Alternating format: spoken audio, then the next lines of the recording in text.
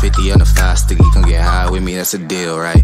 Ride with me if you ride with me, you can slide with me if you feel like 550 on the 5 sticky, come get high with me, that's a deal, right? That's a deal, right? That's a bet, right? That's a bet, right? That's a deal. Yeah, it is 420, you guys. Thank you all for tuning in and welcome to the 420 show. I am your host for this motherfucking Tuesday, Luz Michelle. Yes, everybody, there is a lot to celebrate. Oh, there's a lot to celebrate tonight, you guys. We're celebrating number one. We're celebrating justice. There's a lot of work to be done, but we are a step closer to some progress. Number two, we're celebrating 420. And number three, we are celebrating the fact that New York has legalized marijuana. Yes, round of applause for that. Yes. Oh, I haven't heard that in so long. That's called a round of applause. Remember what that feels like? But you guys, tonight also, we're adding a little sparkle to the show because we are sponsored by The Bluntness. Yes, we are. Yes, we are. I'm going to say a couple of kind words about The Bluntness because they are one of the companies where they actually explain what's going on in the cannabis world. They navigate you through all these changes because it's changing. Well, anyone likes it or not, believes it should be legalized or not legalized, cannabis is changing. And they not only navigate you, but they produce videos where you can learn how to cook with marijuana, how you can learn to make cocktails with marijuana, okay? And the number one thing that I love that they do, they highlight the women in cannabis who are paving the way for change. Yes, they are. Yes, they are. Okay. So follow them on Instagram, Facebook, and YouTube at Bluntness Media and check out their website at thebluntness.com. A lot of stuff on there, you guys. But the world is changing. We've come a very, very long way in cannabis. I remember, I'm dating myself a little bit, but back in the 90s, like when I had to get a dime bag, I would have to walk to the local bodega, slip Muhammad a $10 bill, and wait for him to beep the drug dealer, a beeper, okay? And then I would have to go in the back of this bodega, wait for a dark tinted car to roll up, crack open a window, and throw a bag out the door. Like that was how I got it. What? That was very dangerous. I was barely like 14 years old. Where was the supervision? Where was someone? But it was crazy. And then I found out that this dealer had a foot fetish. Yeah, he did. So the next time I saw him, I showed him a little footsies with total confidence. He threw out 2 free bags. Next time I brought my friend, he threw out 5 bags. By the end of that goddamn month, I had a full-blown fucking rocket system going on every week. Yes, I did. Yes, I did. Get those legs up there, ladies. Wriggle those fucking toes. We got some joints to fucking roll. So we have. It's come so far. I had my first experience of a dispensary. I think it was like 2 years ago in California. Holy shit. It's like fucking Disney World for marijuana smokers. What? The backdrop alone had pounds and pounds of marijuana in it. Just for the signage. And they had heaters so it didn't dry out. What? Half of us don't even get that with our insurance company. What? But then you walk inside and they had everything. Every strain had its own iPad so you could get to know it more. They had edibles galore from cooking powder, baking powder to fucking cookies to everything. And then they had shampoos. There was deodorants, lotions, and it all had cannabis in it. What? The world has come very far. And they had a shitload of free samples. Free samples at a dispensary. Take that in. Take it in. It is Tuesday.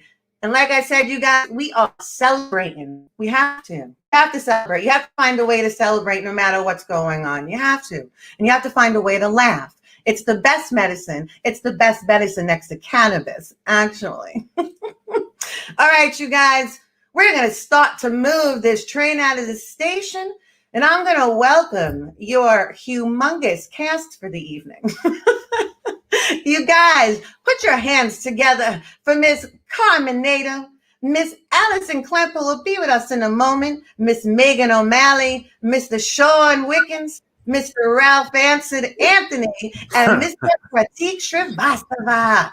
Put your hands up. Yeah. There you go.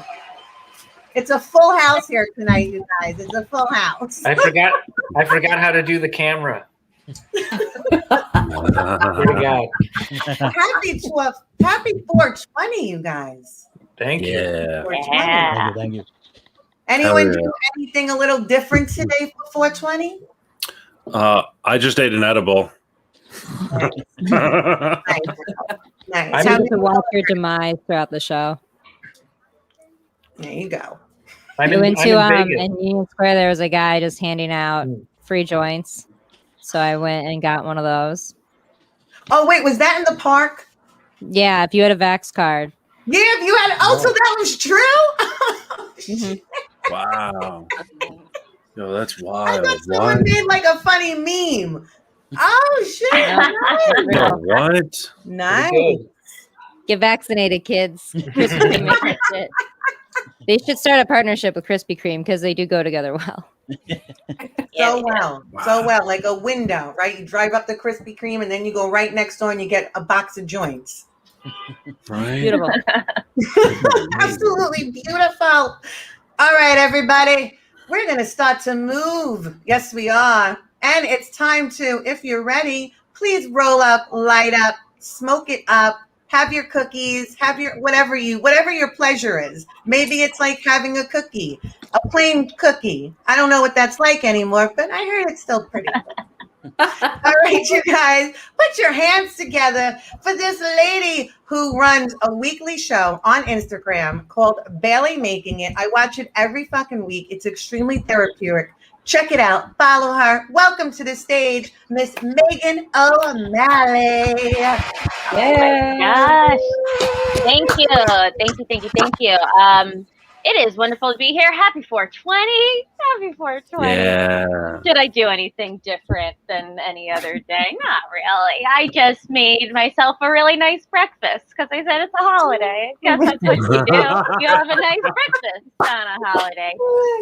So I roasted potatoes. Then I sauteed some onions. And then there was some spinach in there and just like a regular egg. It was just over easy. Well, I guess it's not regular. If it's over easy, it has a name. And then I put some cheese on top over a tortilla. And I was like, wow, look at this. Isn't this just a nice way to start your day? And then that's what I did. But, before I still am. I'm having coffee and a joint, which really it's just like freebasing for adults who have done a lot in their life. Like this isn't crazy as I'm willing to get these days. I'm really good. I never did coke, though a lot of people like to argue with me that I have done it. And I'm like, no, I haven't done it. That would be a weird thing to lie about because I'm very honest about the accidental crack that I have done. And some people are like, how did you accidentally do crack? And I was like, oh, cool, good question. Well, first of all, don't get your Molly on sale. Pay full price. I think that's a really great lesson to teach the kids. Never get it on sale because most likely it is cut with crack. Now, again, how did I know that it was cut with crack? This is great. So I get Molly and I do it one night. And then the next night I was going to SNL. I was going to sit in the writer's room for the Chris Rock Prince episode. Brag. What? I know. So me and my friend go to get a glass of wine beforehand, as ladies will. And I was like, hey, I have some of this Molly left. Do you want a little bit? And she was like, oh, sure, we'll split it. So she goes to the bathroom, then I go to the bathroom, it's obvious. And then I come back and she was like, hey, that's cut with crack, right? And I was like, what? How do you know that it's cut with crack? And she was like, I used to be a stripper. And I was like, oh, right. I totally forgot. You know what? That's right. So it's like a metally taste. And honestly, a stripper's palate is one that we really overlook. I really would trust, like, if a stripper told me to go to like a greasy spoon diner, it like looks like real bad, and they were like, you should go there, I'd be like, you know what? Okay. Yeah, I trust that. So that's how you accidentally do crack. You know, it's really a journey. It's really a journey. And from finding out that time, I realized, oh, I've accidentally done crack before. So I've now accidentally done crack 2 times. And that is enough time for me. That's true. I love mushrooms also, but that's like a once a year kind of like spiritual thing for me. Oh man, go clear my head. It's wonderful. But you know, it's like you figure out stuff. You figure out stuff on mushrooms that you're like, should I ever share this with the world? And the answer is yes, because it'll be entertaining to somebody, if it doesn't make sense. I figured out communication, guys. I figured it out. I don't know if you know this, but the first time, and this was the first time I did mushrooms too. I was in South Africa, overlooking the water during sunset on a mountaintop. Okay, you know, it's like I had a really nice. That's another brag. That's my second brag in this set. That's 2 brags. So then later it's like the night's winding down and I was journaling. So these thoughts were on paper, that I figured out communication, that actually the first people didn't know how to do it. So they rooted into the ground and they became trees. And that's why we have the relationship with trees that we do. And you know what? That's maybe not something that I should ever do a TED Talk about. That's something that stays in my journal. So for people who are new to doing drugs, welcome. Be careful. Carry a journal. That'll really help you. Or you get a therapist. I got a new group of therapists. Actually, it's just like this new experimental thing. It's crazy, but it really works. So they call you at random. You don't even know when your therapy session is going to be, and so it's somebody in the rotation, and they call you, and it's like a little bit of role play. Like they pretend to be a telemarketer, and they call, and they'll be like, "Hi, my name is Karen, and I'm calling from Spectrum. How are you doing today?" And when they say, "How are you doing today?" that's the code for you to do a free drop of anything that's like bothering you. Like, just go right ahead. Now, the sessions are very short, but I assure you, they all work together. So they take notes, and then somebody else is going to call you, but from another place. And so just pick up from where you left off. So, you know, it's like things happen, and you really got to be ready. You got to be ready to go. You know, I've been wondering this. I really have. I'm not lying. I'm not lying about this. So I wonder if anybody during the pandemic got so lonely that they created a Netflix account for somebody that doesn't exist. You know, just so they wouldn't feel so sad. No, that's crazy. Why would anybody do that? That would be so crazy. Like, click on it and then it says Megan and Scott, and I'm just like, not this time, Scott. It's my account, but there's nobody there. That would be insane. Why would somebody do that? I don't understand. I don't understand, guys. Hey, do you ever like see the same person twice in one day in different parts of town and think that maybe they're a background actor in the story of your life that's being filmed right now?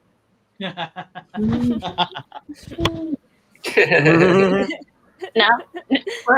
No, that would be crazy. Like, obviously, you would know if they were filming a show about you. Like, you're the star of the show. You would have gotten a script. You would have had to sign something.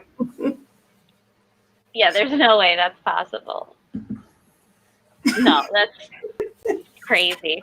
You know, I have my headphones on because it does get noisy outside my window. It's the BQE out there.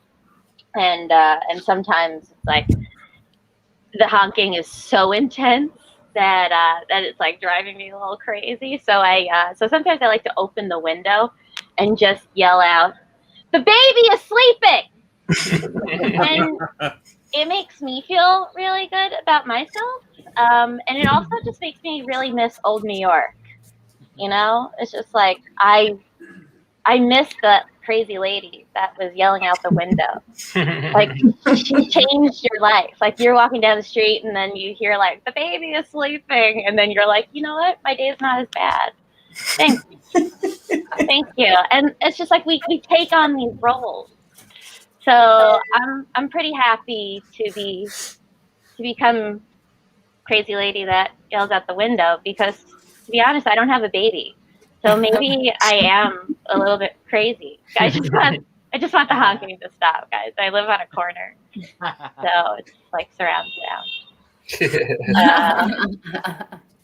But if you guys want, we can we'll do like quick role play. Pretend that I just ended on a laugh.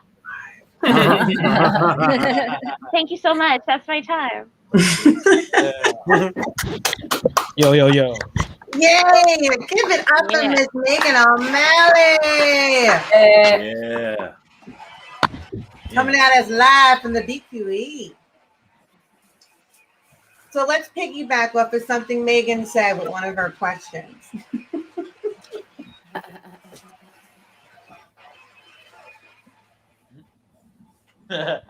It's coming up in a second, you guys. Oh my God, what is that? Pick a question. Oh, But again, Oh, I can't read. question.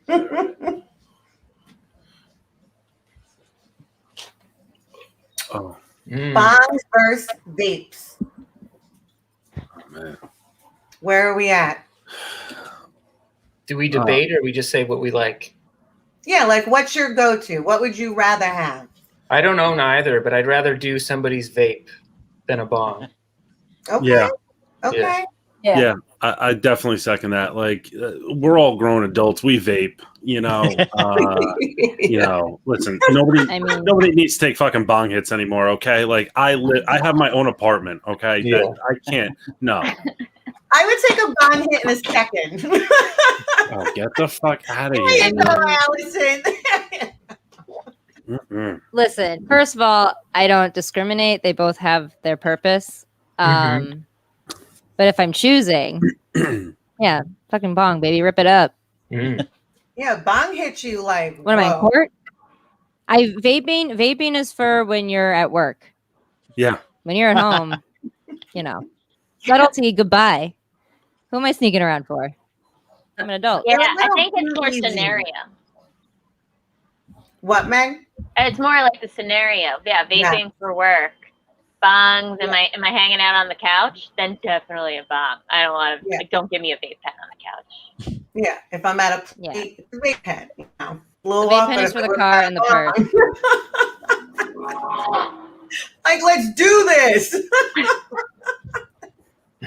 Vape pen is for when you're on the airplane. What? Oh, I said What- the vape is for when you're on the airplane. Yeah. Can you? No, you can't, right? You can't vape on a plane. No, you can't. You know what? You can't. I remember when I went to Israel, a woman did that. And whatever, they all had to come over to the door and they were like, "Ma'am, we need you to open the door." And she was like, "No, I'm not opening the door." And we were going to Israel. Like, I was like, this is going to turn into something really bad. And when she came out, there was smoke and she said, "I'm vaping. I have anxiety." And I was like, "Oh, is that all I have to say?" Like, No, you have to cover the blanket over you have to get your jacket over your head and then exhale into your sleeve and then hope that it dissipates slowly enough. Oh my God, I would be terrified. At the very least, you can travel with it.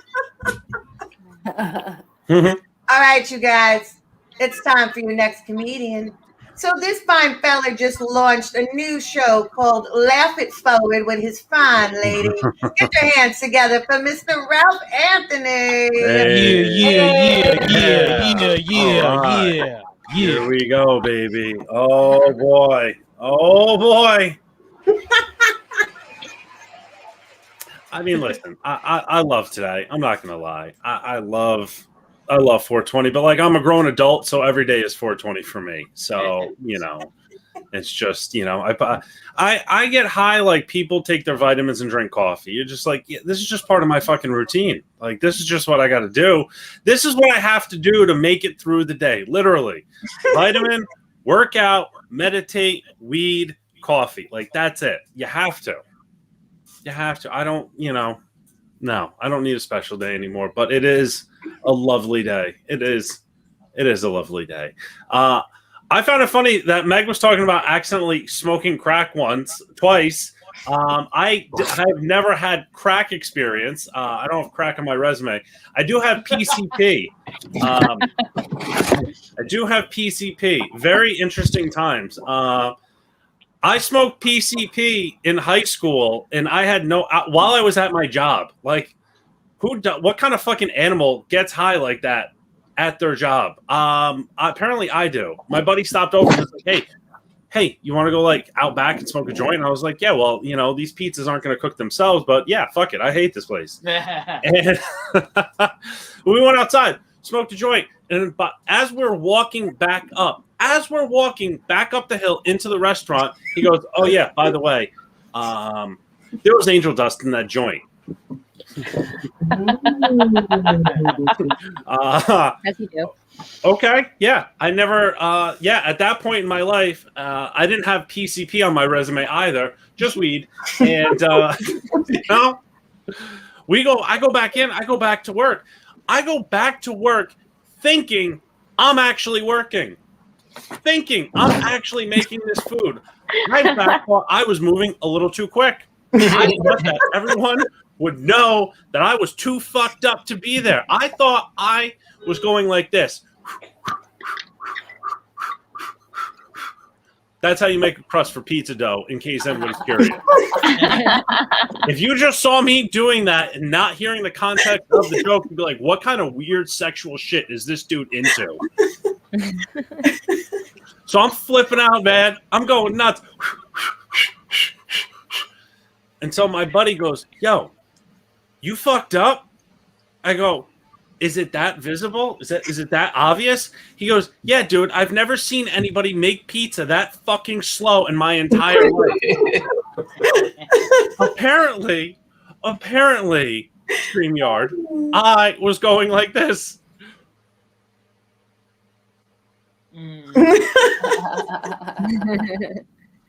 It looked like I was just trying to treat that pizza dough as if we were on a first date. Be gentle. So that's and my second PCP story was I ended up making friends. I ended up making friends with a fucking biker gang at a Red Hot Chili Peppers concert. My buddies and I, we grew mushrooms in college. Like we grew mushrooms, and we had like a half an ounce left. So there are four of us. We all had tickets to the show. We're like, you know what? Here's a great idea. Let's eat an eighth of mushrooms. So we did. And we go to what was called the Pepsi Arena in downtown Albany. And we go to this fucking concert. Okay, we go. And being the tripped out social butterflies that we are, made friends with the probably only biker gang at that goddamn concert. They're smoking blunts. We got joints. We always had good shit. Like I don't fuck around. Like I always try to get good weed, man.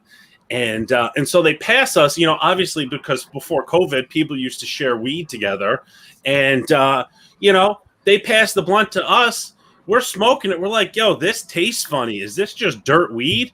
And the guy goes, "Oh, no, man. That's that dust. That dust will fuck you up. I'm like, okay. Good to know. Good to fucking know. By the end of the concert, I didn't even know where I was. I thought I was in fucking Narnia. I had no clue. I didn't even know that I just went to a concert. I thought Anthony Kiedis was in my fucking mind.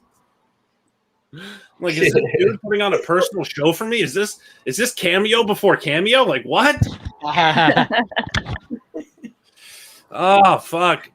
I love weed, man. I fucking love weed. I grew up in a very pro-weed household. When I was 16 years old, my father told me, he said, "Hey, Ralph, I'd rather see you with a joint in your hand than a beer." I was like, what? Officer? But what I didn't realize, though, was when I was 16, my dad was 46, and 46-year-old men just don't know where to buy weed. So, like, that's the way that I grew up. And it blows my mind. Here we are, it's 2020, and people are still against smoking pot. They say crazy things, ridiculous things. Things like weed is a gateway drug. Smoking weed leads to harder drugs. What? Listen. Saying that smoking weed leads to harder drugs is like saying making out leads to anal. Because let's be honest, if anything, smoking weed leads to diabetes. Right? Like, yo, listen, no one's getting high and going to do laps around the salad bar at Whole Foods. You know? No, not at all. We're taking bong hits with Allison, and we're going down to our local bodega and see if we can stuff a Twix and a Twinkie and then roll it in jelly beans. That's what we're doing. Oh, it's fucking great. I love weed, man. I fucking love weed, but I can't keep up with the names. Like, the names are just too complex. All right? Weed doesn't need a marketing plan. It's weed. It fucking sells itself. But these names are too much. Like, listen, they have weed that's out there called New York City Diesel. It's gritty. It's authentic. It'll smack you in the face if you stare at it for too long. There's weed that's out there called Strawberry Cough. Strawberry Cough. Like, that doesn't sound like a strain of weed to me. That sounds like a redheaded stripper from Cincinnati with emphysema. And then they have weed that's called AK-47. And that's just a fan favorite of most white male high school students. Yeah.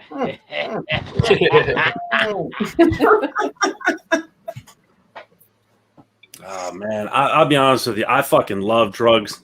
Listen, I love all drugs, all right? I'm an equal opportunity drug user and abuser. But it's hard to have sex on drugs. When I smoke weed and try to have sex, I get hungry. When I do coke and try to have sex, I can't get it up.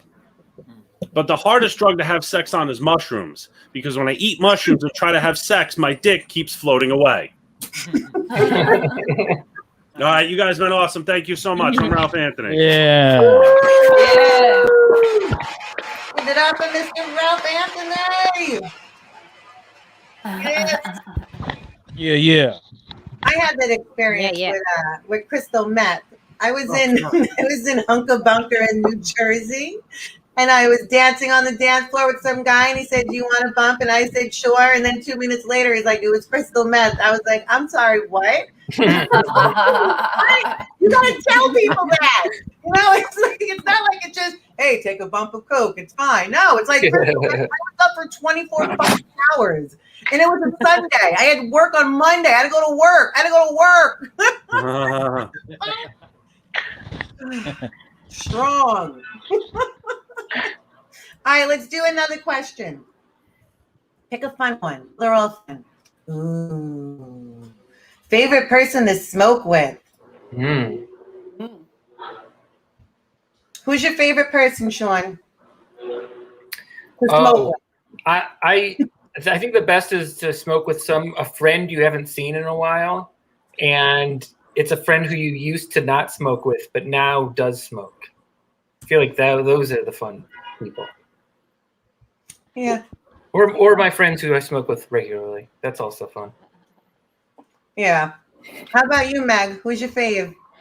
Oh man, I have a group as well. Don't we all have a group? and we actually meet every day around 4:20, or we make whatever time is convenient for us all, the 4:20. And it's just really nice to check in because those were my buds that we used to go outside of a bar on the streets of New York, which isn't it funny? They're like, oh, it's going to smell like weed. It's like, what did it smell like before? I don't think anybody has ever been discreet. Weird. Oscar. Welcome, Oscar Colazos, to the show. Thank you. Who's your favorite person to smoke with? My fucking self. That's what my husband would say. I hyper focus on other people, on everything. So if they talk, I'm like, I hyper focus on their words. If they're wearing a shirt that I don't like, I hyper focus on the shirt. If they have hair that I may not like, I'm like, what the fuck is wrong with their hair? So I'm like, I don't need people to like me. Let me just be me. Yeah. See, I get too paranoid when I'm by myself. I go somewhere, like I'm somewhere, like there's no one to pull me out, so I have to write it out. Miss Christiana Jackson has just joined us in her lovely yellow shirt. Who's your favorite person, girl, to smoke with? I don't actually really smoke weed. I smoke cigars. Get her out I mean, when I have smoked weed, I would say my favorite person when I have done it was my neighbor who lived across the street from me that we used to fuck sometimes. That was good. We smoked weed actually. The first time I really actually proper was like, I'm gonna smoke some weed was when Trump was elected. I was like, I just got a feeling I don't want to be around. Something told me it wasn't gonna go well. So that was a good time. That's when a lace joint came in handy. Yeah. But no sex. We just fell asleep. That's my problem with weed, man. Yeah. I get that. Yeah, I can be that one. Like out of nowhere, I'm just like on the couch, like with my mouth open, sleeping. Like, what the fuck is that? Used to go all night. Now I'm like, is it 9:15 already? All right, you guys, it's time to welcome your next lovely lady to the stage. She has an awesome show that I was on. It was so much fun. And they have people that come to every show, like true fans. Like that was just, it was beautiful. Her show is called Give Me the Light. Follow her, follow the show, and welcome to the stage, Miss Carmen Naito. Hey, thank you. Actually, our dedicated audience members, if they can't make it, they send us a very elaborate excuse, sort of like when kids send a letter to the teacher, like why they missed a day at school. And I'm like, oh, it's okay. And they're like, no, look, here's pictures. I'm painting my house. And I'm like, it's totally fine. I don't need to parent you. I'm Carmen Naito. Thanks for having me, Liz. I know you asked Christiana the question about smoking. I wanted to be like, yeah, me too. Hey, I have no vices at all. I don't drink. I don't smoke weed because when I do any of those other extracurricular activities, I fall asleep. And I don't want to miss the fun. I like stories. You know what I'm saying? Like, I want to be there in the drama. I want to hear. I want to dance. I don't want to fall asleep in 10 minutes, right? But I'm like, no, people also don't, people always invite me to parties, and I love going to parties. So I'm like, I'm a weed smoker by association. You know what I mean? Like all my friends do it. I just don't. I'm the designated driver. You know what I mean? I'm the responsible one doing the head count. Like how many people here? 10. We all here. Let's all ducks in a row. But it's awkward because I'm trying to sometimes I try and fit into the crowds, and I'm like, hey guys, what are we doing here? Are we doing some giggle smoke? Hey, are we smoking them guys? Guys, what's going on here? Hey, are we doing some dope? And like people just look at me like, oh, this person is a knock. Like I have that face. Like, I have that face that you just like this chick right here. She's gonna tell on me. You know what I mean? Like she's gonna tell my mom. Like I just have that face. My parents, and also like, you know, it's my upbringing. Like my parents, and you know, I also went to a Catholic school, which was run by Germans during apartheid in South Africa. I know, very conflicting, but because of those two worlds of my parents and the German nuns, I was just like scared to like smoke weed, like or do anything, because my parents were like, cigarettes are gateway drugs. Like they were convinced cigarettes. Ooh, you even touched a cigarette? Oh my God, you're going to rehab. You're going to end up in rehab or smoking like methamphetamine underneath a bridge. Like it was bad. And the Catholic nuns didn't even make it easier, because they were like, you know, telling you the story about like Mary having the conception, the divine conception. What do they call it? Like the divine conception. And my father was like, you don't hold boys' hands. And I was like, oh fuck, that's the sex talk we having. If I hold a boy's hand, I'm gonna fall pregnant. Like, is this happening now? Like, yeah. Like I said, I'm from South Africa. I know Megan O'Malley was like, oh, visited. I'm from there. Let me brag, guys. Yeah. I took you $1 a day, America, to come over to America itself and see if you guys had more. I got 3 stimulus checks. It's been going well. Loving it. But I know normally people look at me and like Americans are like, oh my God, I didn't know there were Dominicans in South Africa, right? Like, because my name is like and I'm like, yeah, but Carmen in South Africa is like mostly, it's mostly people that are white in South Africa that are named Carmen. I know, shocking, right? And then I come here, like my parents went through all this. They're like, we are not giving you an ethnic name. We want you to get a nice job. We're gonna name you Carmen. And I moved to America, and now I'm just someone's abuela. Like I'm literally someone's abuela. Like I went on a date with a guy, and he's like, oh, my abuela has the name Carmen. I was like, that is not sexy. This is like saying, hey, folks, are we gonna do the coitus? Like it was just out of the spot, you know what I mean? Like, and the pandemic's been happening. I got myself a pandemic dog. I don't know if anyone out here has gotten a pandemic dog. I'm convinced my dog is white. I got a fancy sort of designer dog. My dog's breed is a cockapoo. I know when I say it, you think I'm giving you options type of porn you want to watch. Cockapoo. But no, that's his actual breed. He's a cute dog.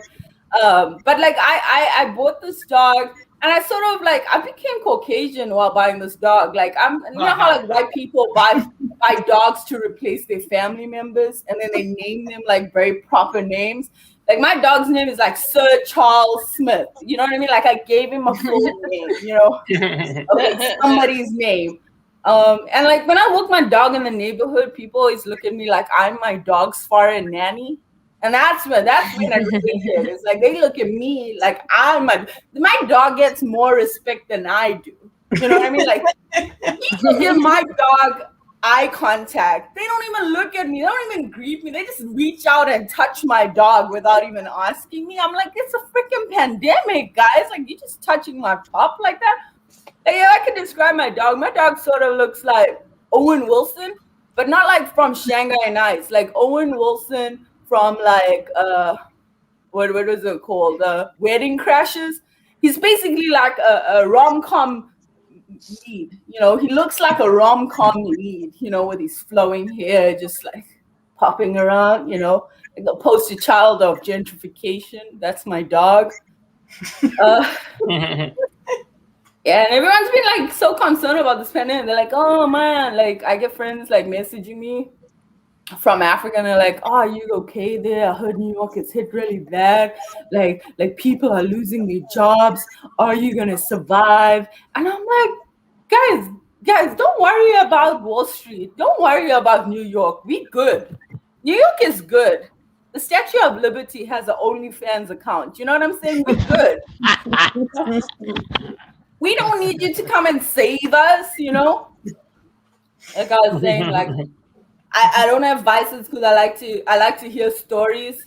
I realize I'm like an extra introvert, you know.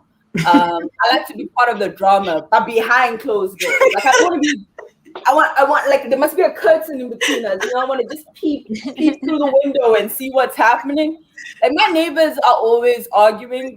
My neighbor is always arguing on the phone with his girlfriend, and like in public, in the hallway, and my ears are always pressed against the door. But I'm mad because I'm like, dude, put that phone on speaker, son. Like, that phone needs to be on speaker. I need to hear both sides of the story so I can make my decision on whose side I'm gonna be on. You know what I mean? So I just that's my pandemic rant. I think that's my time. So I'm coming at you. Thank you. Yeah. Woo! Yeah. It's coming now. Yes. I have to ask. She said, don't smoke. Do you partake in CBD? You know what? My age is catching up with me. I do have arthritis. I ain't gonna lie, I got arthritis. I use some of the CBD for my arthritis. I'm not gonna lie about it. But my partner, he does it. So that's why it's like I smoke by association. Like I'm a passive smoker. You know what I mean? Like, how about you, Christiana? Do you partake in CBD? You know, my problem is the results are never consistent. Yeah. That's really like when I have smoked weed, I've enjoyed it, but the next day, who the fuck knows? Like, I could be in a bad mood. I'm like, everything's fine. Why am I in a bad mood? I'm like, was that weed the night before? I wish I could enjoy it. I wish I could really enjoy weed because it can be a fun time. But I mean, my body's like, Luz, I like watching other people smoke. Just to put you in perspective, I'm the person that I can roll a perfect blunt. I can roll a perfect blunt with one hand, but I just like to watch you smoke, and it seems like I'm poisoning you, I guess. How about you, Mike? Mr. Mike Newen? Hey. What are we talking about? CBD? Yeah, do you partake in CBD? I do. I like CBD is like my favorite placebo effect. It's my favorite one. Love it. How about weed? Do you smoke weed? I do smoke weed. Edibles? Yeah. I got that. I do the pen now. I don't know if this is relatable. I aged out of smoking out of bongs. Do people smoke out of bongs still? Oh, we were talking about. Were we? My friend just brought it back. I think he's having a midlife crisis because he turned 36 and was like, dude, I got a bong. I was like, dude, just get a Corvette. What are you doing? think you're a young guy? Come on now. We can't handle that, So yeah, I just got the pen. That's it. But I don't know. I said it before. I love a good bong. I love a good bong too. Yeah, I love it. Sometimes one hit and you're like, oh, okay. I'm going to go into the world now. All right, you guys. It's time to welcome the next gentleman to the stage. He runs an awesome show called the Stoner Morning Show. It's so much fun and it's very interactive. And he's doing a 24-hour marathon this coming Saturday. Please welcome to the stage, Mr. Sean Wickens. Yeah. Hey, thanks. All right. Some of the other performers have talked about accidentally doing certain drugs, which I've never accidentally done a drug. But I have, when I was younger, smoking with friends, I have accidentally said yes to the question, would you go back in time and make love to one of your parents? And I said yes because I was stuck on would you go back in time? Like that was like Wow. I was contemplating that, and then I was like, yeah, I guess I would. And it's tough going through high school when people come up to you and be like, hey, you're that guy that would make love to your parents. And I'm like, no, I would go back and I would time travel. You misunderstand. I don't practice meditation, but I do visualize myself telling people that meditation has changed my life. And I feel like that's kind of the same thing. I like baseball is interesting, but it's too long. Like the games are too long, the seasons are too long, and it's sort of like every time I'm watching baseball, it's like, when is it going to be over? And like somebody pointed out that there's like 180 games a season, and like it dawned on me recently, when's the sport going to be over? Like what? Can't we just pick a team that's the best? Like, why are we still trying to figure it out? You know, been going on for years. Let's just like call it. I get frustrated in cooking shows because at the end of the cooking shows, you get to see the people eat it, and you get to see the satisfaction. And it's almost like it takes away the desire for you to make what they made. So I want to start a cooking show where they make something and they set it out, and then nobody eats it. They just like stare at it, and there's a studio audience there, and it's just like they make everybody just look at it. That's it.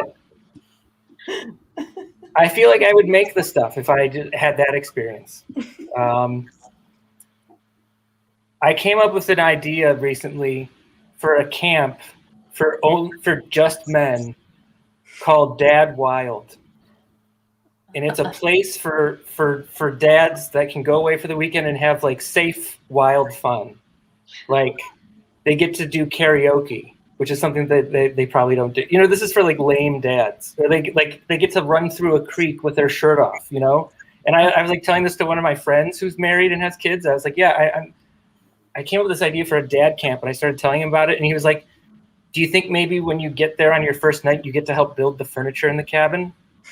And I was like, yeah, I guess so. And he's like, I'm in. This sounds like a great idea.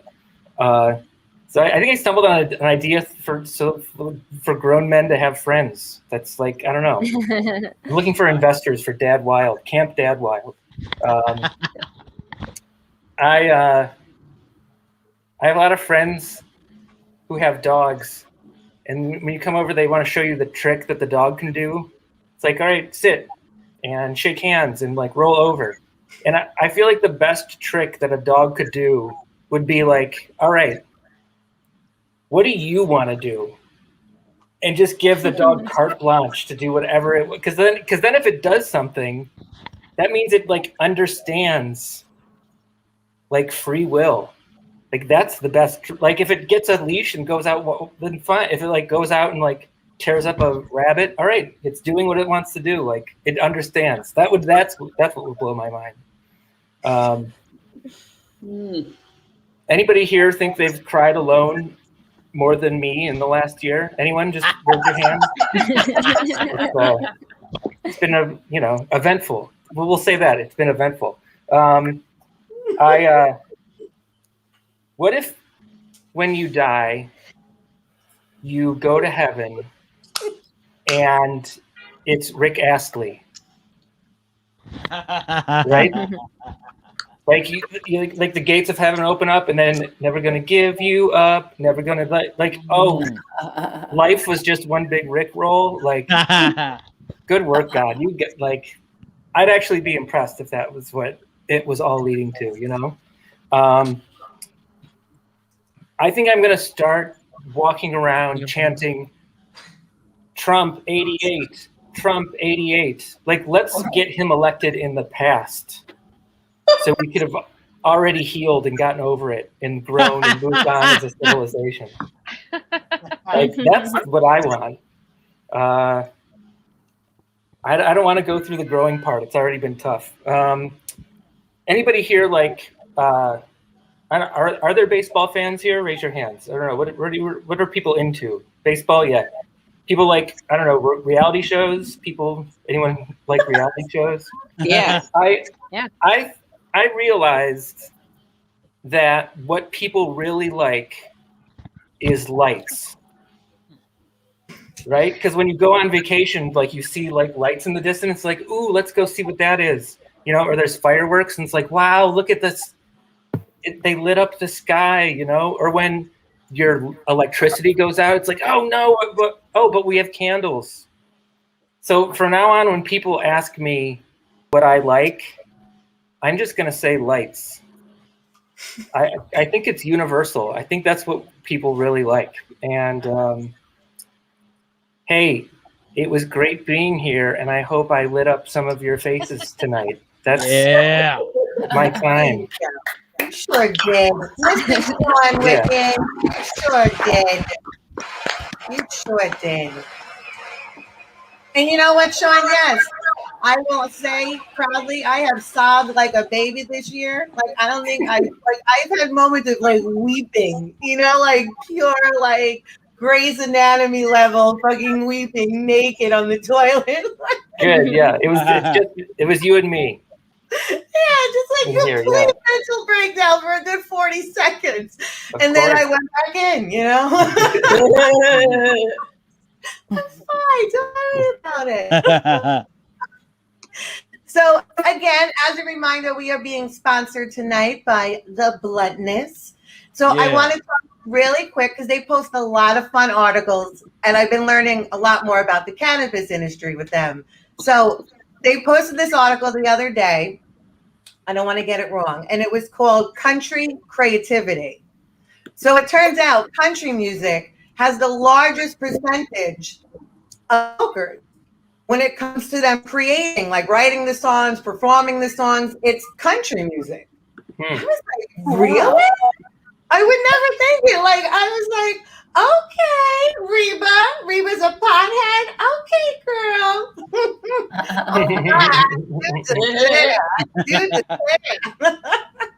That was some information.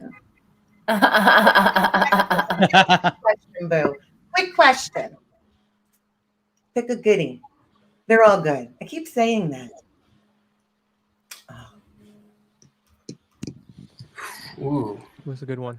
Most milligrams. Pratik, how about you? You want to lead with this one? Oh God! I mean, there was an edible that went. I'm trying to remember how much it was because it was a lot. Yeah. It was definitely not a prime number. I'll tell you that. It was prime number. How many zeros? Yeah, I mean, mine was, and it was by accident. I mean, I love edibles. I love smoking every day, but I did hit a plateau by accident. I took a good 60. It was a piece of chocolate, and I should have just taken the one, but I didn't believe it was going to be strong, so I took two. Yeah. I was having a fucking heart attack, and my husband and I were fighting. He was in the basement. He comes back up, and I'm like, "Listen, we got to put everything aside. I'm having a fucking heart attack. I feel crap." I don't know. I started in the cabinet. I took it, and I'm here now. Like, let's just get it. I did the same. I had the same experience, Luz. I ate 2 brownies. I thought it was normal brownies. I just pumped it all up. And then they turned around and they were like, "How many did you have?" And I was like, 2 squares. And they were like, "You were supposed to have a quarter." And I'm like, "Why would I have a quarter? Like, who eats a quarter of a brownie?" And they're like, "No, that's an edible." I had visions of the future just speaking to me. My ancestors were speaking to me. Yeah, you go somewhere. Like, just like, all right, I'm gonna ride this out, feeling a lot of things, having a lot of thoughts. Yeah. All right, you guys, it's time to welcome the next gentleman to the stage. So I say this in huge capital letters. You have to check out his comedy album called Nick and Sheila's Kid. It is hysterical. Put your hands together for Mr. Pratik Shrivastava. Yo. Yeah. What's going on? How about a hand for our host? Can we give it up for Luz? Yeah.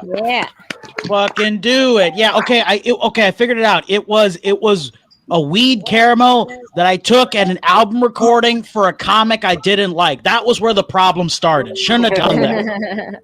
Shouldn't have done that. And then I took it, and then I thought I died and went to purgatory. And it turns out, you know what purgatory was? It was my laundry room. That's what the fuck it was. I'm like, am I in heaven or I'm in hell? But wherever I am, I see a lot of Tide Pods. What the fuck is going on in this purgatory? Let's address it. I look like a swami that sells you acid. Look at this outfit that I'm wearing. Jesus Christ. This is an acid trip. This fucking jacket I'm wearing like now. So I'm in Chicago right now, but for you New Yorkers, you might remember, what was his name? Matthew Lesko, the guy who would run around Times Square being like, I can give you money from the government. That's what this jacket looks like. Like, what the fuck is going on with this thing?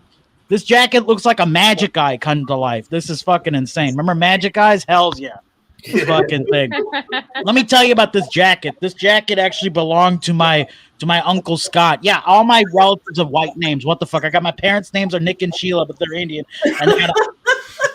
And they got an Uncle Scott, not actually my uncle. He's my father's college roommate. But in my family, if you were a college roommate, you become a fucking uncle. That's how the fuck it works in my family. We love everybody. So I had this Uncle Scott. This is what he did for a while. He around the holidays, he would call families and pretend to be Santa Claus for families, for children who couldn't go out and see Santa Claus. And so last year, I thought I would honor his memory because he's unfortunately no longer with us. And I thought because of COVID, I would in turn start voluntarily calling families and pretending to be Santa Claus for the kids that couldn't go see Santa. Problem is, I have a weird fucking voice that doesn't sound like Santa Claus.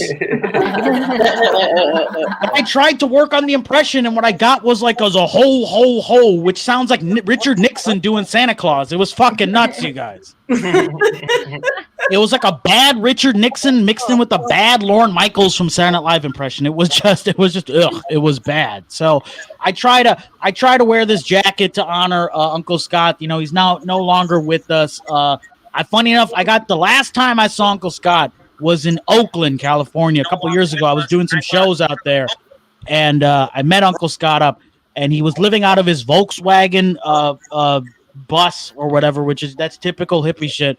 And he didn't have a meal, so I was like, I'll buy you lunch or whatever. And I reminded Uncle Scott, like, yo, back in the day, you used to like call families and pretend to be Santa Claus. And I just want to say that's really admirable, Uncle Scott.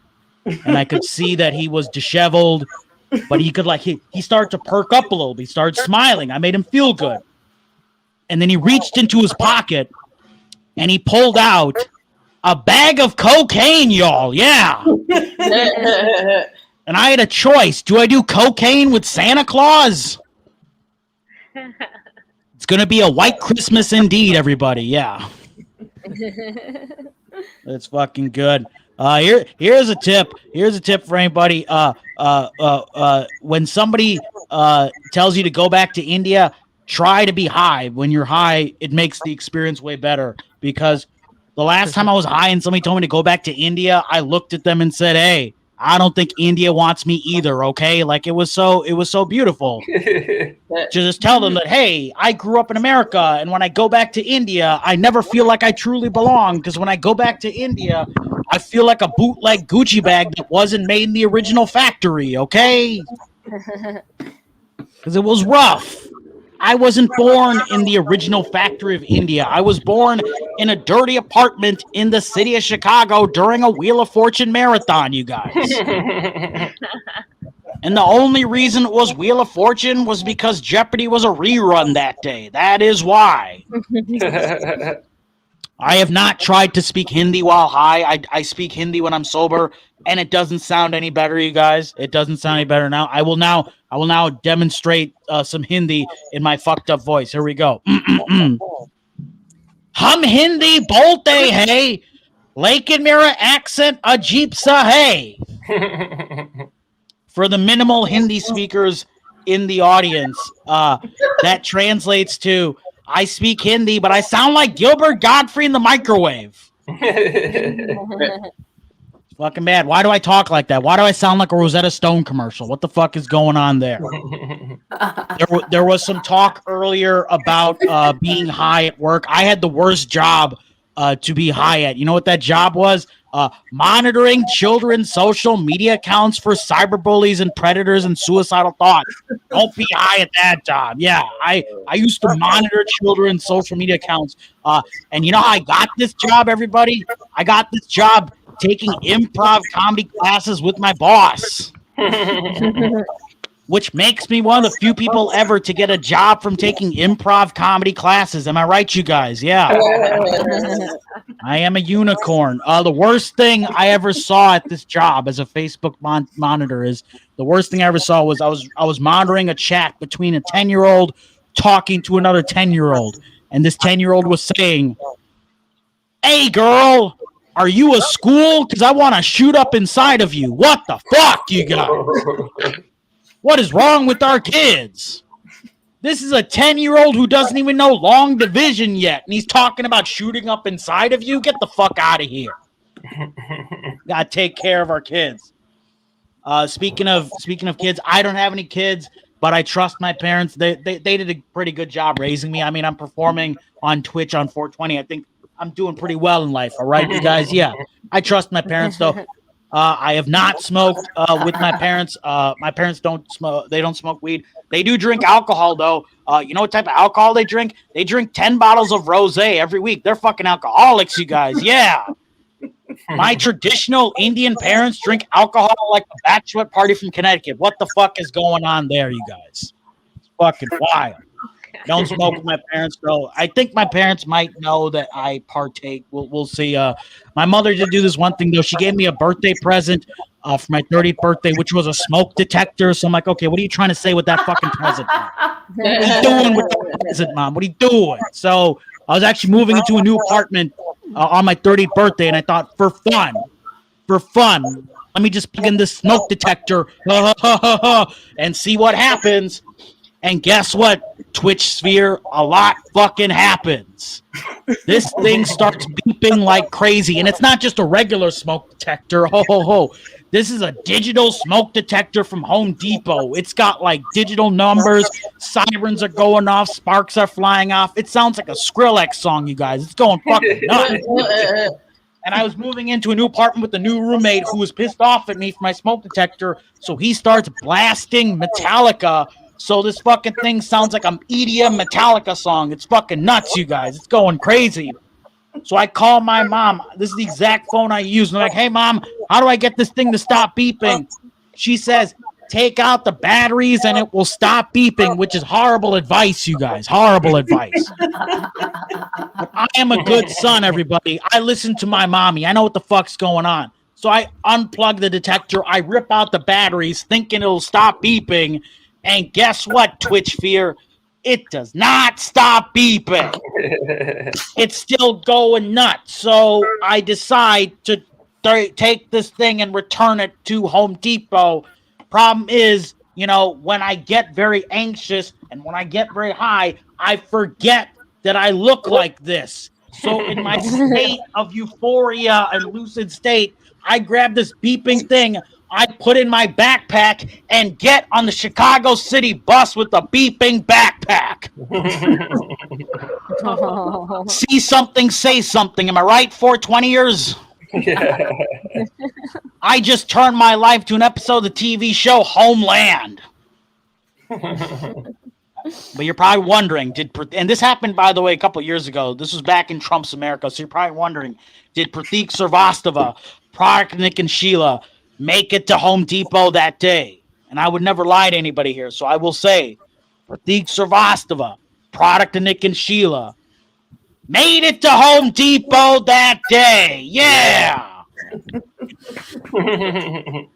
And if you wanna celebrate that, if you want to clap it up for racial progress, you don't clap it up for racial progress. But if you want to clap it up for anything, clap it up for people not giving a fuck on the bus. How about that? How about that? Hey, happy 420, everybody. I'm gonna go do some acid now. Thank you guys. Good night. Give it up and Mr. Pratik Srivastava on a motherfucking Tuesday. Yeah, I grew up with parents who had very white names, Arthur and Barbara. Yeah. Doesn't get any whiter than that. All right, you guys, we're gonna keep it moving. Now, this lady, she is known as the roast master veteran, and she likes a good bong. Please welcome to the stage, Miss Allison Clem. Hello, thank you. It's me. It's true. I was gonna do a performative bong hit, and I was gonna really like Brooklyn hipster it up with some LaCroix in the bong, but unfortunately the slider is stuck. So that's just technical difficulties, folks. This is live-ish comedy. Never know what's gonna happen. Yeah, no, that's devastating. Actually, this is a bong that was gifted to me by a friend when he decided to go sober from like everything. He was like, I need to start doing AA. He was like, thanks for dog sitting for me. Here is every single piece and like whatever, all the booze in my apartment, this, that, and the third. It was like winning the most amazing degenerate lottery ever. I was just like, thank you. Like, I mean, happy you're getting sober and good for you. And like, so sorry about the whole addiction thing, but I am definitely going to follow in your footsteps. So we're doing well. We're doing well. Yeah. People were talking about like the back in the day picking up. And like my dealer in college was also just like a guy who worked in the kitchen of the restaurant that I worked at. And like it was always like his kid was always there, which was like I was like, should we be doing this? Is this right? I don't know. But I knew that he also like sold coke, and I didn't do that at that time. But I had some friends who did. And one day we were hanging out, and they were all just like, "Oh yeah, like we're all dry, da da da. Like we can't get any." Like if we can't get any coke, and I was like, "Oh well, I could get some coke," and they're all like, "What? Like you're the goody two shoes who only does weed and cigarettes." And so I like hit up my guy, and he immediately calls me, and he was like, "Who is this for? I don't want this to be for you." And he like read me this riot act about how cocaine is bad for you, and then he was like, "But I will sell to your friends." So that's the story of the first time I did cocaine. So I was like, oh, I'm absolutely doing this now. Absolutely, 100%. Yeah, we're doing fine. I am excited about the new legalization in New York. I'm mostly just like ready to start like my own weed small business just so I can name myself Keef Executive Officer. I'm really looking forward to that. Thank you. Thank you so much. I will get a placard made, and that is kind of a joke, but also not. Yeah, I do. One thing I like about like smoking weed and going out in public is that I look more Asian when I do, and like I'm part Asian, but no one ever sees me as Asian. Like I walk around like an ethnic Rorschach test, just like whatever you see in me says something about you, right? So that's the reality that I live in. Yeah, but like no one ever, Asian is like not even on anyone's like top 5, and so then when I'm out and I'm high and then someone's like, hey, you look kind of Asian. And I'm like, yeah, I'm Asian, you racist. You're just now noticing? I've known you for 4 years. And then they feel so guilty that you can just be as high as you want. And that's how I get high at work. Yeah, I've gotten high like every job that I've ever worked, I think. So that's on my resume. And at a certain point it was just like I have worked so many like bullshit horrible jobs that I have to just keep doing comedy because no reputable firm will have me. Yeah, if you ever do need to pass a drug test though, you can buy fake pee at a smoke shop. Works every time. Don't tell them to find you. No, it's fine. It's fine. We're doing fine. I have not made myself a better person in any way whatsoever over the pandemic. I did have a mental breakdown and cut my hair off, and that is like, I don't know if that made me better, but it has made it easier for me to avoid people I hate when I see them on the street. So that huge benefit. If you can make a drastic change to your physical appearance, you can just assume a new identity once we're out of this. You know what I mean? And like, I don't know about y'all. There are a lot of people in this city that I hate. So I went to my first time like going to a bar the other day, like really going to the bar, and I was like, of course, this fucking bitch I hate is sitting at the next table over. And it's just like, thank God for these mask mandates, because if it were not for this mask on my face, like, and the haircut, it's just like, I would have to talk to her. And I don't know. I mean, that's just not, I can't go back to that life. Like, I have not had to talk to people that I hate and just like grit my teeth through it in over a year. Like, there are some things about our society in the past that were broken, and this is not the most important one, but it is the one that affects my life the most. So I'm just not doing it. I'm not gonna, I can't promise I won't be a bitch. I might be a bitch to you, but at best I'm just gonna say thank you so much, and just, that's it. We're not doing it. Not doing it. Like, a lot of times when like women go through like a difficult time, right? They'll like give themselves bangs. I just made the whole haircut bangs. So that is like the level of mental stability that we are working with right now, you know? Just been stocking up on my weaponry. That's how I say I got engaged. I got engaged also. Yeah. So I'm Nice. working on my left hook. Used to be a right jab kind of gal, but now we gotta, you have steroids, you gotta use them. Yeah. Being engaged has changed my life, like I flip people off with my left hand now, things are different. We're becoming more ambidextrous with our frequent motions. No, it's good. The fun thing, the really fun thing, there's two fun things about being engaged. One is that when we're fighting, I have a very dramatic move to make now. And I could just be like, that's it, slam the ring down, and like, it's great. The neighbors love it. Listen, we're all the protagonists in our own stories, right? And like, you have to up the stakes throughout the story. Well, all right, bitch, we're in Act 2. We got to ump the drama, okay? Ring's coming off. You're coming back on. We'll find out in Act 3, okay? I'm also working on a pilot. Don't worry about it. And then the other fun thing about being engaged is just secretly putting all of my friends in this like group audition for the bridal party, and like I'm not telling them, oh, you're up for the role of bridesmaid, but they are auditioning, and it's like, oh, we had plans and then you bailed and didn't tell me until the last minute. It's going on your permanent record, Like, I've just become an elementary school teacher with all of my friends, and that is just, I have so many notes files. If anyone gets into my phone, it's going to be bad. It's going to be bad. All right, you guys, this has been so much fun. That has been my time. Thank you so much. Give it up for your host. Yes.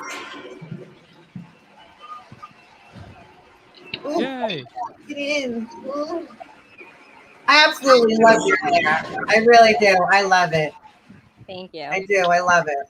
And yeah, I have cut bangs like multiple times in my life, and I swear to God, every time you heard the scissors come together, I had regret. I was like, why do I fucking do this to myself? And like multiple times, Yeah. I'm an emotional cutter. Let's do a quick question. Oh, God. Who wants to take this one? Go, Meg. I got this one. So I used to ride around with my brother, he's 4 years older than me. So I'd ride in the car, and I was 16, but like when I started when I was like 14, I would ride around. He would smoke, and so I was always around it. And then one day I was like, I'll do it, and everyone was like, yeah, and I was like, yeah. I'm here. I'll do it. And they're like, okay, awesome. And so then all of a sudden, like, we smoked and we're driving around, and I'm like, oh man, this is rough. I can't feel my body. What happened to my limbs? Don't say anything. They're like, they're gonna think it's weird. And then they're like, hey, how you doing back there?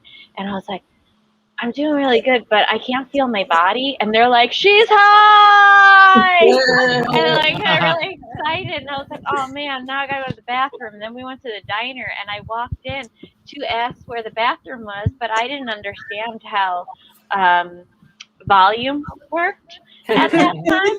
And I walked in, I was like, where's the bathroom? And they're like, right over there. And I was like, Meg! And I was like, and they're like, how'd that go? I was like, not well. Not well. I was very obvious. That's why. Thank you for sharing, Meg. Thank you for sharing. Thank you so much for listening. It feels really good to get that out. Please. All right, you guys. This next gentleman coming to the stage has a fantastic podcast called Asian Not Asian. Please welcome to the stage, Mr. Mike Nguyen. Hey, yes.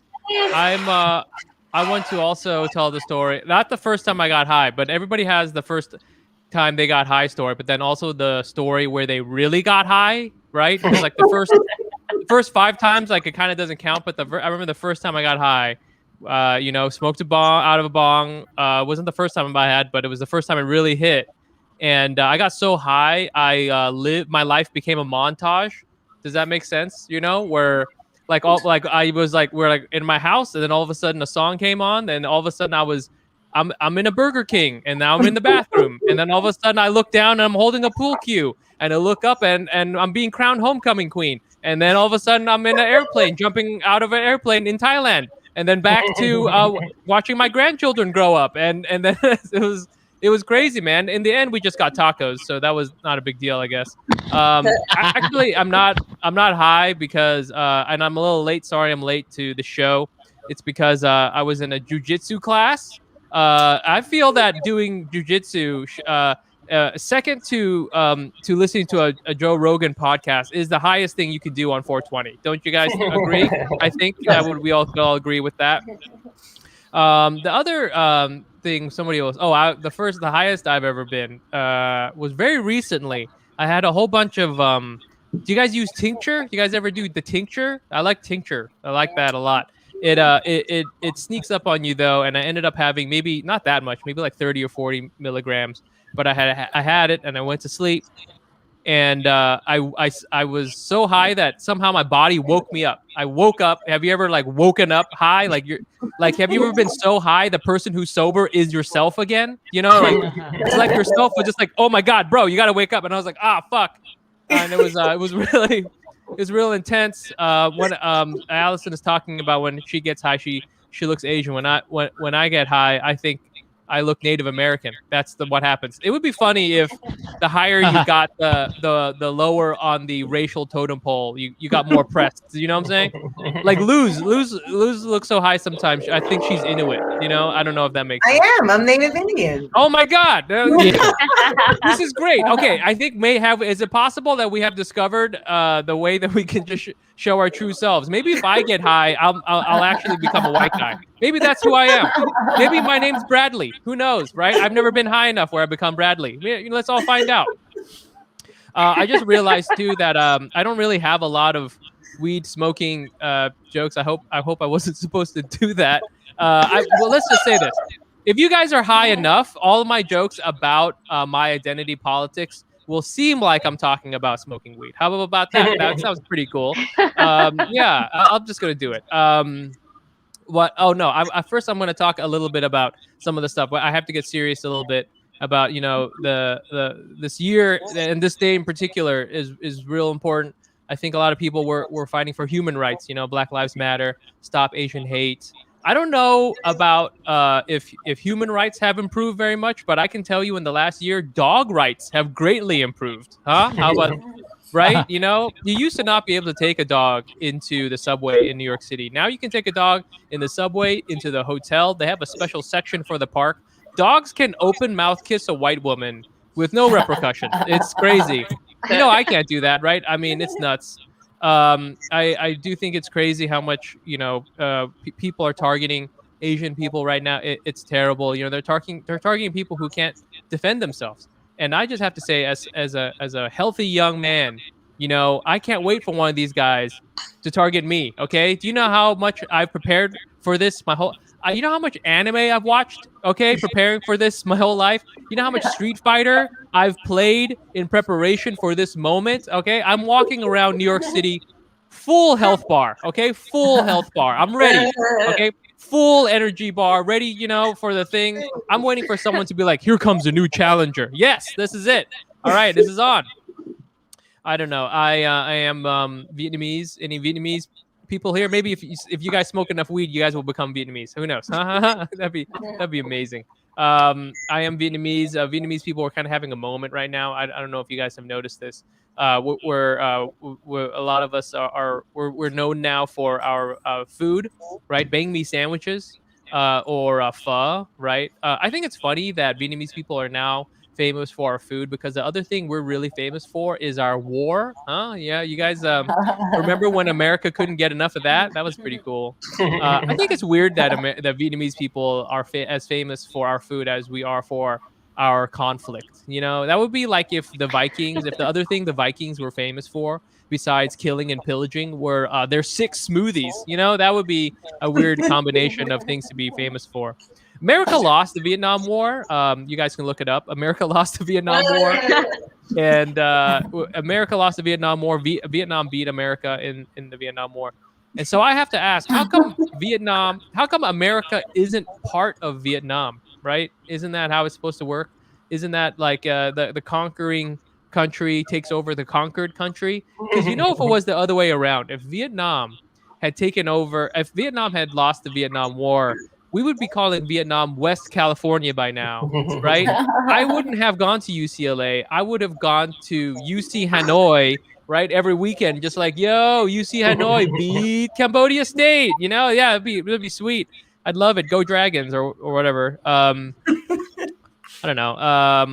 I don't know. The racism thing in America is so dumb. It just doesn't make sense, especially in America. Don't people realize that the more races we accept, the more beliefs we embrace in this country, the more federal holidays we're going to get off? Don't people understand how that works? I don't want to just have Christmas off. I want to try to have all of Ramadan off. That would be amazing.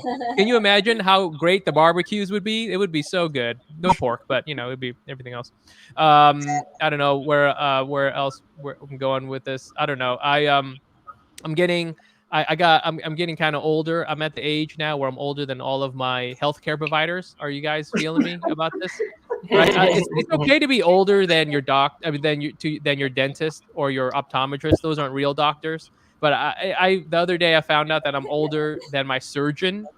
Oh man, I don't know, man. That's a weird one. That's a weird one. I don't know how comfortable I feel if the last thing I see before going under the knife is my doctor going, "Hey, you into Little Uzi Vert?" Not gonna be into that. I don't like that at all. I got a white boss. We all do, huh? Right? We all got a white boss. Yeah. All right. I found out that I'm older than my white boss. He looks terrible, and I look much younger than him. But I found out I'm older than him. And when I found this out, I thought 2 things. First of all, I look great for my age, and second is wow, I need to be more successful. Oh wow, geez. I'm just gonna be the youngest looking dude at the unemployment line pretty soon. It's gonna be sick. What else is going on here? I don't know. Can I talk about Asian people? I don't know. I feel maybe where are we at that point? I've been talking about it. I don't care. There's Have you guys seen the trailer for this new Shang-Chi movie? Are we excited about that? Shang-Chi?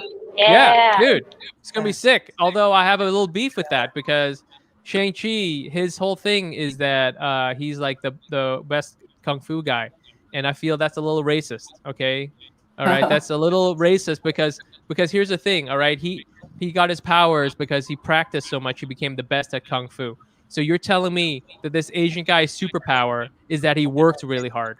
Really? That's what it is. Are you serious? Everybody, all the other superheroes in the Marvel universe have like cool origin stories. You know, Hulk got hit by gamma rays. You know, Iron Man has an Iron Man suit or whatever. Shang-Chi, just put in the hours, man. You know, that's pretty cool, right? He got a lot of sleep. It was sick. You know, that's amazing.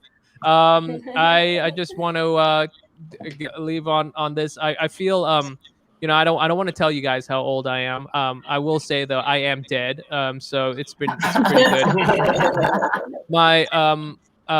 I feel that Asian people, we don't really age in the face. You know, we look pretty good. We don't really age in the face, but we definitely age in the height. Is anyone else's parents getting small enough to put into the overhead compartment? You know, I'm just like putting them up there. I feel that's the sort of the thing. I don't know if Asian people actually die. I think we actually just get too small to see. I think that's what happens. You know, last year my grandfather, you know, he passed away, and I have to just say, you know what, I know that he's still with us. You know, I mean that literally. I think he might be. Can everybody check their pockets? I think he might be around here somewhere. You know. All right, my name is Mike DeWin. You guys have been awesome, and please be safe and have an awesome high montage scene. Yeah. Give it up for Mr. Mike DeWin. Woo-hoo. Yes. Yeah, I've gotten Asian through my whole life. People think I'm Asian, and forget it. Yeah, when I walk in somewhere high, all jokes aside, right away. Yeah, people think I'm Asian. Yeah, it's high cheekbones because I'm Native Indian. I'm also Colombian and Native Indian. And there's no superhero that's Colombian and Native Indian. Just saying. All right, you guys. This next gentleman coming to the stage, not only is he going to Alaska, but he's going on tour. Oh, yes, he is. Get your hands together for Mr. Oscar Collazo. Yes. What's up, everybody? Oh, my God. I'm so excited to be here. I'm going to say that doing a... Hold on a second. I was trying to do this live on Instagram, but that didn't work because my phone just fell off my tripod because, you know, it fucking fell. But anyways, I'm excited to be here. I have so many things to say, but I'd like to start off by letting everyone know that I no longer smoke weed. No. Done. No more. But I do eat the shit out of it. I have to stop doing that. No more of this, but definitely a lot of that. You see that? And I'm gonna fucking bite into this thing right now. Watch this. There you go. I'm not smoking it, but I'm gonna eat it, and I'm gonna tell you why. When you smoke weed, you control it. But when you eat weed, it controls you. In about an hour, I'm going to see the first unicorn, and I'm going to go right the fuck to sleep. That's what I eat for. I would like to say that, Luz, you put me on your first group show. During the literally 3 weeks into the pandemic, you invited me on your show, and a year later, we're still doing this Zoom shit. Here's the best thing about Zoom shows: when you do a show on the road, you have to drive, and comics know this. You drive, and then you question your life for as long as your drive is. So you do a show and you're 2 hours away. For 2 hours, you're like, what the fuck am I doing with my life? But when you do a Zoom show, you can literally just go to. You can literally just go. As you're done with your fucking show. Anyways, a lot of weed talk. I was 32 years old when I first started messing with weed, and it was because I was dating a white woman. Took me into having a weed brownie. I think someone mentioned it before, similar story. She's like, here, I think you need to try this. And then I took a bite out of it, and like a novice, I was like, it's very grassy. and I was like, I have a little bit more, and she's like, no, you don't need any more. And then she put it in the refrigerator, and then went and took a shower. And I was like, yo, this fucking woman's trying to control my eating. I'm gonna show her. Watch who the fucking man of the house is. And then I went to the refrigerator and I ate the whole thing. Oh shit! She comes out of the shower and she's like, "Where's the brownie?" And I was like, "I ate it because you told me I couldn't eat it." She's like, "You fucking idiot! That's a weed brownie." And then I proceeded to stare at a blank wall for 32 hours, nonstop.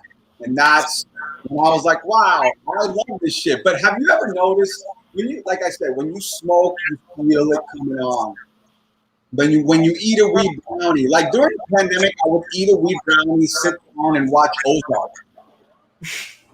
But it's not until you move that you actually feel it. So I'd be sitting there just watching Ozark, and then episode whatever would end, and I was like, "Oh, I gotta go to the bathroom," and then we would get up and be like, "Oh shit!" And in that, you would see a bus, just like an M3 coming at you. It's a New York City reference. M3 would come in, mowing you fucking down. I don't know where I was going, but I'm going to tell you this. A long time ago, I flew to Vegas. And this was when weed was illegal in Vegas. And my friend gives me a nugget. The nugget was like that big. But she didn't give me a vessel to smoke it into. And this is because I was going through the airport. I was like, I just want to switch so I could, fall asleep on the flight. She's like, here's a nugget, but I got nothing to smoke it for you to smoke it with. And like a fucking idiot in front of the airport, I just sat there with this nugget, and I was like, oh my God, what do I do with this nugget? And I literally just went, and I ate the nugget. And I was chewing it like a cow on National Geographic, and then I swallowed it. It exfoliated my throat, and I had the best flight until 1 hour before we landed, and I hit the fucking panic button. I threw up in the small brown bag at 5 a.m. East Coast time in the middle of a fucking holding pattern. And I had just been fired from my job. And this story has no point. And I can't even believe that I'm talking about it in front of the computer in front of how many other people are watching this. Anyways, things kicking in a little faster than you thought. It's a weird time. It's a weird time. Very politically charged time. Everybody always wants to know your affiliation. Are you a Democrat? Are you a Republican? And I always have the same answer. I always tell everyone, I'm like, look, I'm not a Democrat. I'm not a Republican. I'm actually an illegal. So I have to stay quiet in this country. That's the only joke I have for this set. Everything else is about my weed experiences, which I'll tell you this. This little weed brownie, I sell these. I don't make them. My buddy's a chef. He makes them. And then I take them to my job and I sell them to illegal, undocumented immigrants that work in the kitchen, that means I am a Republican's worst nightmare. But they fucking hate. But the best part is that I took it downstairs to the prep kitchen and I was literally cutting them up. And my boss comes in and goes, "What are you doing?" And I'm like, "I'm cutting up weed brownies because I'm going to sell them." And he was like, "Wait, You're selling weed brownies at the job. Why? And I'm like, oh, because I have to make money for my Super Bowl box. Super Bowl box. And he's like, wait, hold on a second. You're bringing in drugs into the job and you're selling it to my staff so you can fucking pay for your gambling addiction? And I was like, yes, that's exactly what I'm doing. And then he goes, I respect that. And then he took off. I love my job. And guess what? I won $6,000 on that Super Bowl box. Wow.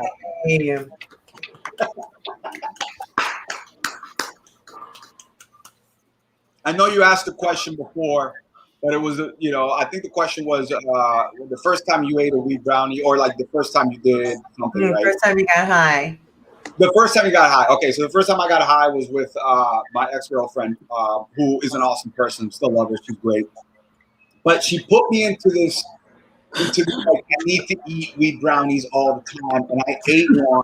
I was still trying to figure out how much of a weed brownie to eat before you're like, whoa, I'm going to fucking die. And we had dinner reservations.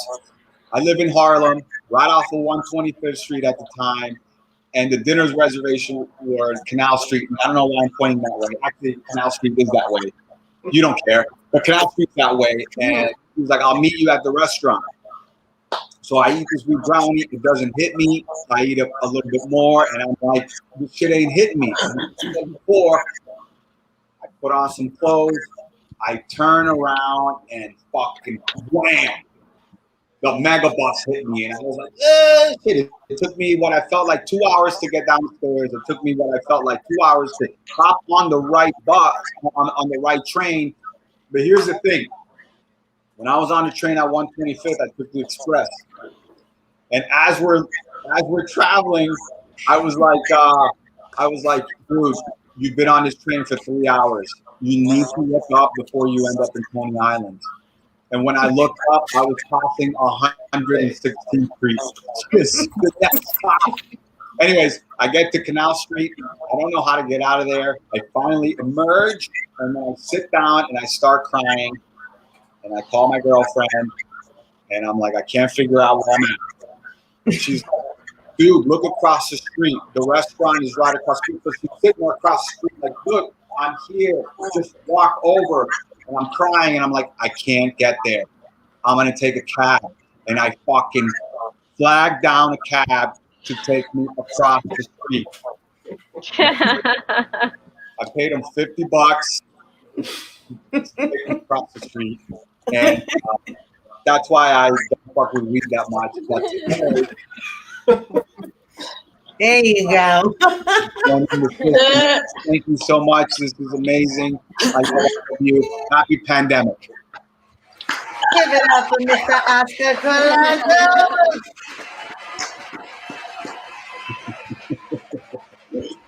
The only bad high I've ever had on a very strong edible was we were in Mexico and we went for massages, and I didn't know that when you take an edible and you lie on your stomach, you can completely dehydrate like a fucking prune. Yeah. So this woman saw me in situations. I don't even know what I don't know what she thought, because I toughed it out for 90 minutes, and when it was over, I jumped up completely naked and I was just chugging the shit out of the fucking water. It was horrible. But it lasted like 14 hours. I figured it out. All right, you guys, I'm going to share a little fun fact with you before I bring on the next and last comedian. So, to piggyback off of articles from Bluntness Media, don't forget to follow that. They had this one the other day where extremely famous authors were extreme potheads, and one of them was William Shakespeare. That's a fun fact. And I wrote down one of his quotes. Okay. O thou weed, who art so lovely and fair, and smell it so sweet that the sense aches at thee. That's it. Thank you, Megan. Thank you, Christina. Thank you. I practiced that 50 times. I'm glad it went well. All right, guys. It is time to bring on your last comedian. She's absolutely lovely, and she has an awesome podcast called Stout Lusty Wench. Ooh, I love saying that word, podcast. Put your hands together for Miss Christina Jackson. Hey! Everyone give it up for Luce. Oh my gosh, what a show. Lots of diversity, right? We've got so many different colors, so many different people wearing glasses and not wearing glasses. This has been great. Anyone notice the show is like faces versus lenses? That's how the show is broken down. I did want to give a little shout out to Pratik. Anyone notice he said he's a laundry room? I was like, damn, that's a nice flex, right? Everyone in New York's like, you have laundry and you have a room for it. Fuck you. Wow. That's a bigger flex than a Beyonce. Which, congrats, Allison. That's dope. I want to get married one day because man. Anyway, I will say this. It's 420. Happy 420 to all the weed smokers. Like I said, I am not one. Somehow I still got booked for 3 420 shows. I wonder why that happened. If you go on my page, those are cigars I'm smoking. Today's actually like super significant for me though, for completely other reasons. 5 years ago today, I paid off my student loans. Woo. Thank you. Yes. And then a week later, I slept with a homeless man. Hey. He was Puerto Rican, which doesn't explain why he was homeless, but it does explain why I had sex with him. I love a Puerto Rican man. My God, you know why? Because they've got thick but comfortable dicks, all right? I'm pushing 40. Can't have these men clanging around my pipes anymore. Getting too old for it. Puerto Rican.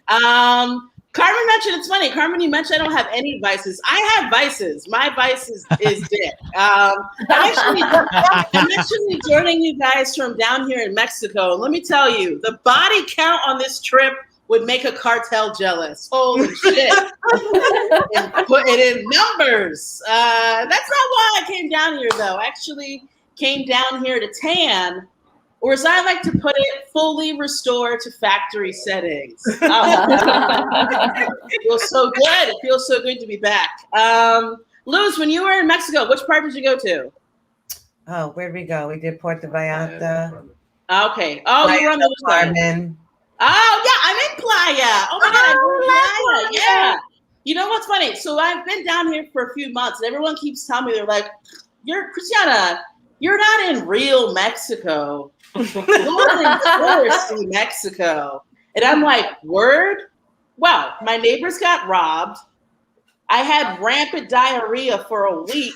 And I saw a man selling donuts out of the trunk of his car. So that's about as real as I'm trying to get, okay? No más, por favor. That's enough.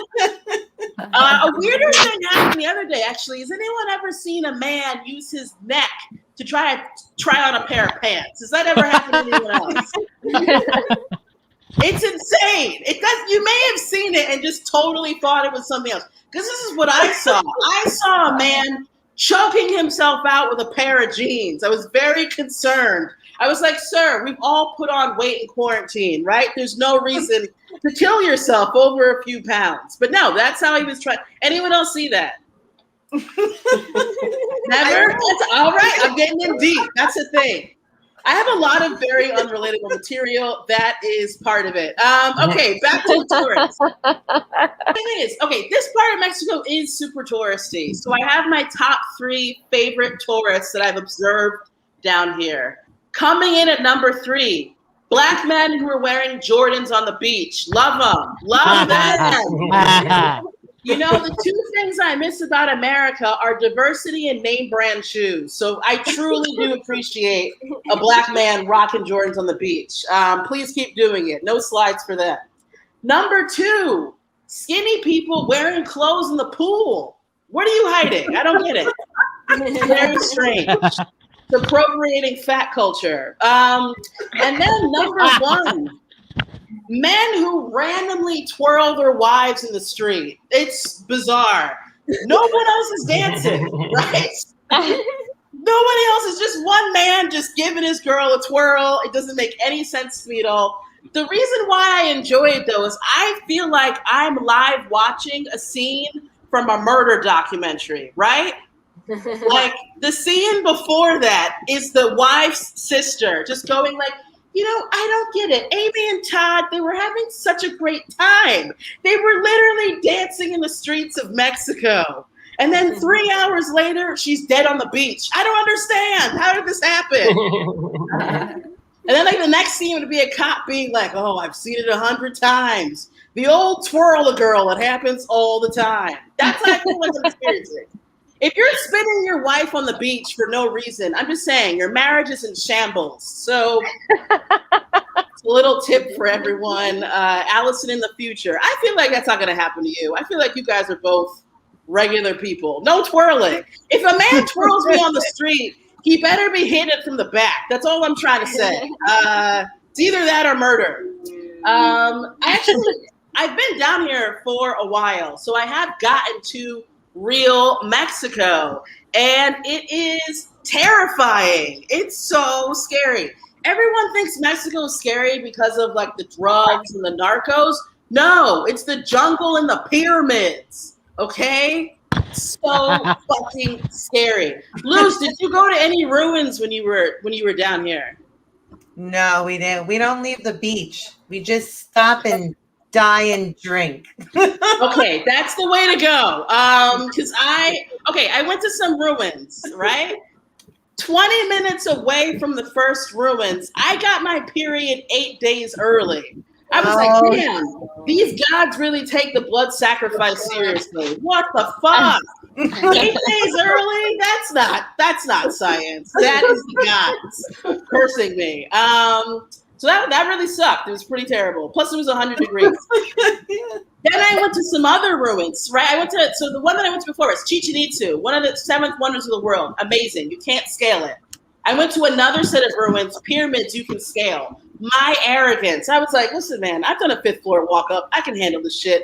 No, not at all. Just completely unprepared. My body is not built for the pyramids. I don't mean I'm out of shape. I mean my tits are too big, okay? They're wider than the stairs. I know you guys can only see me from the shoulders up, but I'm just saying, like, they're enormous. I'm like an eye cup, man. I don't even know if the Mayan alphabet has that many letters. And that's the thing. You can't leave them on the ground. You got to take them up with you. It's terrible. Me, my tits, my ass, and a backpack, and a lot of regret. It was very scary. There's no punchline to that. It was just scary. I just have to let everybody know that. But yeah, besides that, I've just been fucking a bunch of dudes. Girl. I'm over it. I'm over it. I'm over Mexican dudes. It's too much. It's to the point now where I match with a Canadian. I was like, Canada, so exotic. Wow. Imagine if I fuck a Canadian dude. The first guy I hooked up with down here was actually a friend, which I usually don't hook up with friends. I have to keep everything separate. I can handle it though. He couldn't handle the emotions of it. So he texted me and he was like, you know, Christiana, I just really don't want to end up in like a weird relationship. And I was like, bro, I don't want to end up with a man who thinks fucking twice equals a relationship. What an amateur, right? It's ridiculous. The other thing is like he lives down here and I'm not trying to get into another long distance relationship. I've been in plenty of them before. Anyone here ever been in a long distance relationship? Allison, where were you? Where was your person? I was in New York. He was in Chicago. Oh, yeah, that's real. There's some flights involved or a couple of buses. And then you guys are obviously not together anymore, right? Yeah, that would be bad news for you. You don't have to let us know. Are you guys broken up? Listen, that's my favorite part of long distance relationships, the breakups. They're so much easier. You know why? Because you can leave all your pain and bad memories there, right? You just toss them there. So I'll give you an example. I met my ex-husband Charles in Ireland, which, ladies, if anyone is looking for a mediocre black man, Ireland, untapped resource, all right? Hit me up after the show. He's got plenty of friends. I got names and numbers for everybody, right? So I met my ex-husband Charles in Ireland. We broke up. I don't go there anymore. Now he lives in the Bronx, and it's just as easily avoidable. Stay out of the Bronx. Actually, me and my ex were still close. We still talk all the time. He's my emergency contact, and he knows things about me that even my own family doesn't know.